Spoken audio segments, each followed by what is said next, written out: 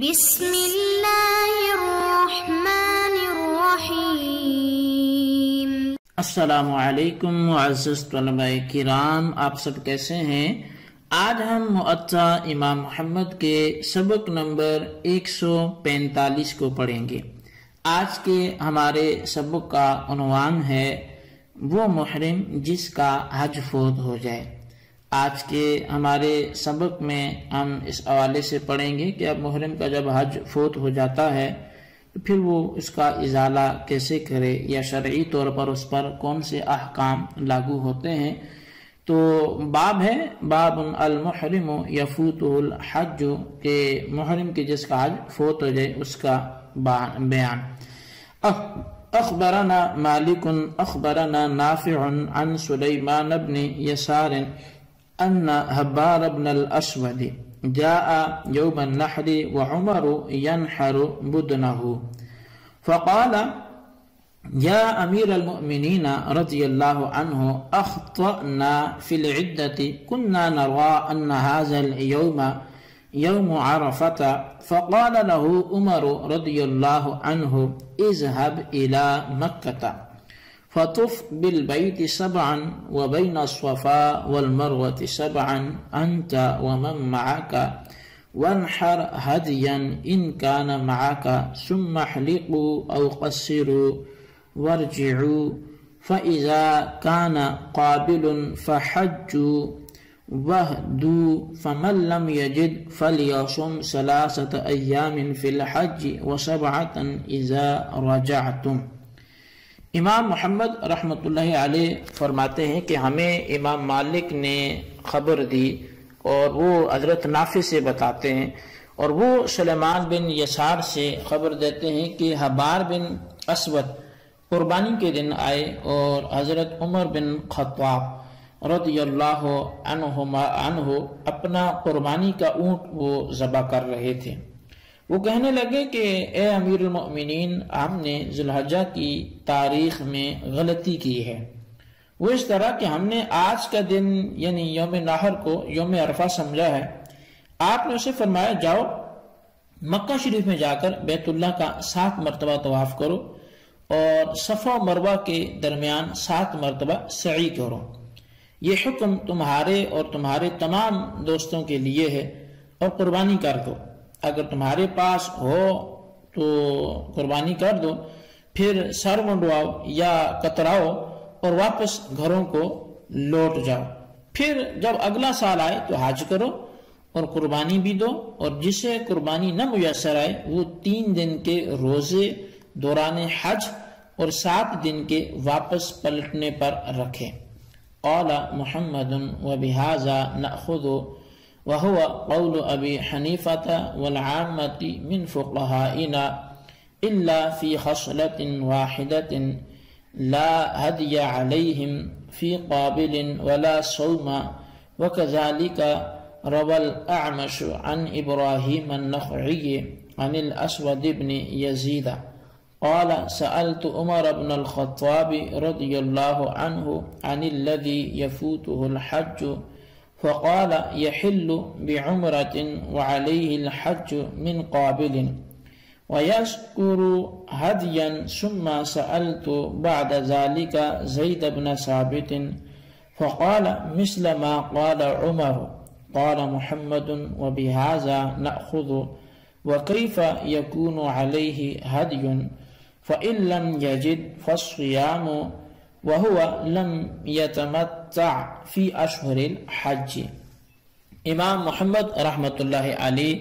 حدیث لکھنے کے بعد مذہب احناف واضح کرتے ہوئے لکھتے ہیں کہ ہمارا اور امام اعظم ابو حنیفہ رحمۃ اللہ علیہ اور ہمارے عام فقہاء کرام کا یہی قول ہے، مگر ایک بات میں اختلاف ہے، وہ یہ کہ اس صورت میں اگلے سال قربانی لازم نہیں آئے گی، اور نہ ہی اگلے سال قربانی نہ دینے والے پر 10 روزے رکھنے ضروری ہیں۔ اسی طرح حضرت عامش نے ابراہیم نخعی سے اور وہ اسود بن یزید سے روایت کرتے ہیں کہ میں نے حضرت عمر بن خطاب رضی اللہ عنہ سے ایسے شخص کے بارے میں پوچھا جس کا حج فوت ہو گیا ہو، تو آپ نے فرمایا کہ وہ عمرہ کر کے احرام کھول دے اور اس پر آئندہ سال حج کرنا لازم ہے، انہوں نے قربانی کا کوئی نام نہیں لیا۔ پھر میں نے یہی مسئلہ حضرت زید بن ثابت رضی اللہ عنہ سے پوچھا تو انہوں نے بھی بالکل ویسا ہی جواب دیا جو حضرت عمر رضی اللہ تعالیٰ عنہ نے دیا تھا۔ امام محمد رحمۃ اللہ علیہ کہتے ہیں کہ ہمارا عمل یہی ہے، اور ایسے شخص پر قربانی یا اس کی جگہ روزوں کا لزوم کس طرح آ سکتا ہے حالانکہ وہ حج کے مہینوں میں متمتع نہیں ہوا۔ تو بہرحال امام محمد رحمۃ اللہ علیہ نے روایت مذکورہ میں حج فوت ہونے والے شخص کے متعلق کہ جس کا حج فوت ہو جائے تو حضرت عمر بن خطاب رضی اللہ تعالیٰ عنہ کے حوالے سے دو مسئلے ذکر کیے ہیں۔ وہ یہ کہ حج فوت ہونے پر عمرہ کر لیا جائے اور سر منڈوا کر یا قصر کروا کر احرام کھول لیا جائے، اور آئندہ سال حج کرنا لازم ہے۔ ان باتوں میں تو امام محمد رحمۃ اللہ علیہ فرماتے ہیں کہ ہم تمام احناف کا اتفاق ہے، لیکن حضرت عمر رضی اللہ تعالیٰ عنہ سے جو ایک روایت میں ایسے شخص کو آئندہ سال قربانی دینے یا بصورت دیگر 10 روزے رکھنے کا حکم ملتا ہے، جبکہ دوسری روایت میں اس کا قطعاً ذکر ہی نہیں ہے، تو ان دونوں باہم متخالف باتوں میں سے امام محمد فرماتے ہیں کہ اول تو حضرت عمر رضی اللہ عنہ کا قول جو ہے وہ اول قیاس کے بھی خلاف ہے، کیونکہ جو ان کا قول اول ہے وہ قیاس کے متضاد جا رہا ہے کہ قربانی یا تو تمتع کرنے والے پر آتی ہے یا قران پر، اور جس صورت میں ہم ذکر کر رہے ہیں تو وہ تو دونوں نہیں بن سکتی، قران نہ بننا تو واضح اور ظاہر ہے، اور تمتع اس لیے نہیں ہے کہ اس کے لیے حج کے مہینوں میں عمرہ اور حج کو جمع کرنا ہوتا ہے، جس کا یہاں فقدان ہے، کیونکہ حج کے مہینے شوال، ذوالقعدہ اور ذی الحج کے 10 دن ہیں، اور جو صورت ذکر ہوئی اس میں عمرہ کرنے والے نے حج کے دنوں کے بعد عمرہ کیا ہے یا حج کے آخری دن عمرہ کیا، لیکن اس عمرے کے ساتھ اسی سال حج جمع نہ کر سکا، اور آئندہ سال کا حج اس عمرے کے ساتھ جمع ہونا ویسے ہی بعید ہے، لہٰذا جب تمتع کی صورت نہ پائے گی تو قربانی یا روزوں کا وجوب کہاں سے آ گیا۔ اچھا، دوسری بات یہ ہے کہ دونوں روایات اس مسئلے میں وہ متضاد ہیں، جبکہ دوسری روایت کی تائید میں اور بہت سی احادیث موجود ہیں، جیسا کہ ایک روایت مصنف ابن ابی شیبہ میں وہ حضرت اسود روایت کرتے ہیں، حضرت عمر اور زید رضی اللہ عنہم سے وہ بیان کرتے ہیں کہ دونوں حضرات نے اس شخص کے بارے میں فرمایا کہ جس کا حج فوت ہو گیا کہ وہ اگلے سال حج کرے۔ اسی طرح اسی کتاب میں حضرت عطا سے حضرت ابو لیلہ بیان کرتے ہیں، ابن ابو لیلہ، کہ حضرت نبی علیہ السلام نے فرمایا جس کا حج فوت ہو گیا تو اس پر قربانی ہے، اور اس حج کی جگہ عمرہ ادا کرے اور آئندہ سال حج لازماً کرے۔ اب ان دونوں روایات سے یہی معلوم ہوتا ہے کہ حج کا احرام باندھ کر حج نہ کر سکنے والے کے لیے احرام توڑنے پر قربانی لازم ہے، اور عمرہ کر کے احرام کھول دے، لیکن آئندہ سال صرف حج ہی کرنا پڑے گا، قربانی یا روزے اس پر واجب نہیں ہے۔ اچھا، اب